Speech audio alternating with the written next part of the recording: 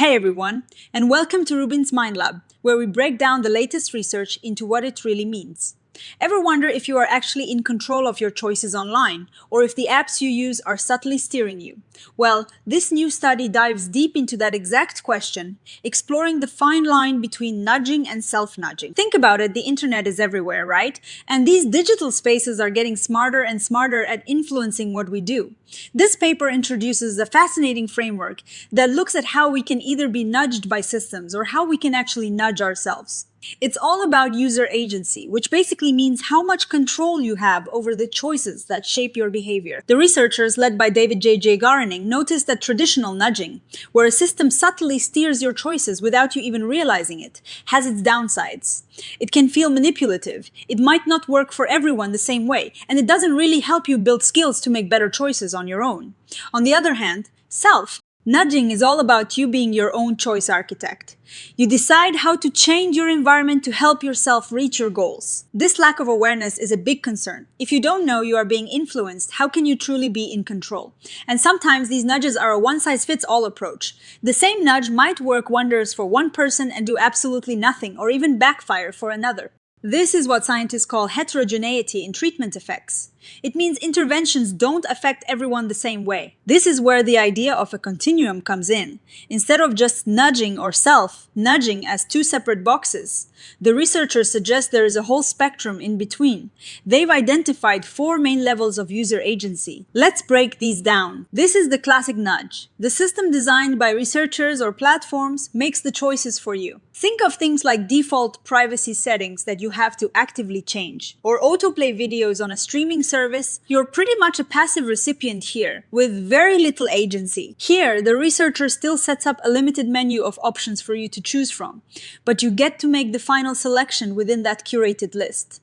It's like a restaurant offering you a few special dishes, but you pick which one you want. The idea is to guide you towards effective options without overwhelming you, and you should know that the set has been narrowed down. This level gives you the full buffet of options, but with helpful information, the system might suggest which options are likely to work best for you based on your past behavior or preferences.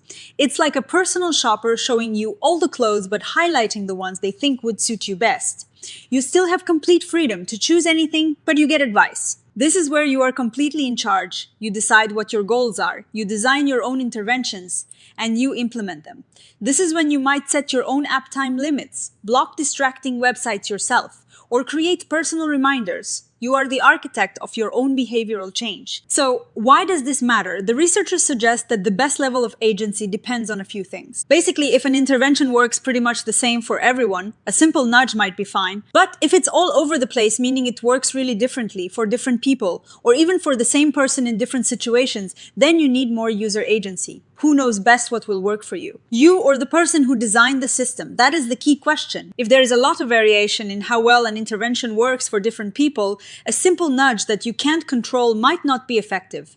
In such cases, giving you more control, more agency, becomes crucial for making sure the intervention actually helps. This is where it gets really interesting. If researchers have solid data that suggests they know what will work best for you, they might opt for a guided approach presenting you with a curated list. But if you are likely to know yourself better, your goals, your environment, what motivates you, then the system should probably offer you more recommended options or let you self-direct. The paper stresses that this isn't about getting rid of nudging entirely, but about being smarter about how we nudge and when we should empower users to nudge themselves. It's about finding the right balance. Low agency nudges are efficient and require little effort from you, but they might not lead to lasting change or respect your autonomy.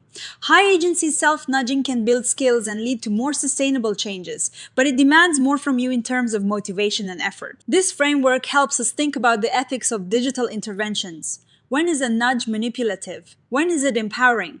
By looking at user agency, we can have more nuanced conversations about transparency, autonomy, and who holds the power in designing our digital experiences. This research also opens up new ways to study these interventions.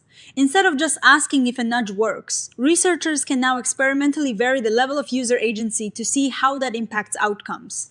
This could lead to a much deeper understanding of what makes behavioral interventions tick. Ultimately, this framework is a practical tool. It can help designers and researchers build digital experiences that are not only effective, but also respect and enhance user agency, leading to more meaningful and long-lasting behavior change. Now, every study has its limits, and this one is no different. One of the biggest challenges they point out is that it is hard to definitively say how much more informed a researcher needs to be than the user to justify restricting options. It's a tricky comparison to make in practice. Also, the lines between these different levels can get blurry. Many real-world interventions might mix elements of guided and recommended choice. For example, the researchers suggest thinking of these as systems of sub-interventions, which is a smart way to handle that complexity. But here is my take on it. This paper is incredibly important because it moves us beyond a simple nudging is good or bad debate. It gives us a much more nuanced way to think about how we design digital tools that influence our behavior. The idea of a continuum of user agency is powerful. It acknowledges that sometimes a gentle nudge is helpful, but at other times, we need to be empowered to be our own agents of change. I think the most exciting part is how this could lead to more personalized and ethical digital experiences. Instead of platforms making all the decisions for us, they could become partners in helping us achieve our own goals, giving us more tools and information to guide ourselves. Future research should definitely focus on testing these different levels empirically. We need to see in real-world studies how people actually respond to guided versus recommended choices, and how effective pure self-directed nudging truly is. And importantly, how can we best support users in becoming their own choice architects? So, what's the big takeaway? It is that the conversation about how digital environments shape our behavior needs to be about more than just whether we're being nudged, but how much control we have over those nudges.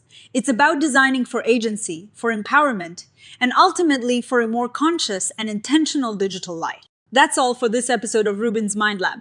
If you found this interesting, give us a like. Leave a comment with your thoughts on digital nudging. And don't forget to subscribe for more breakdowns of fascinating research. See you next time.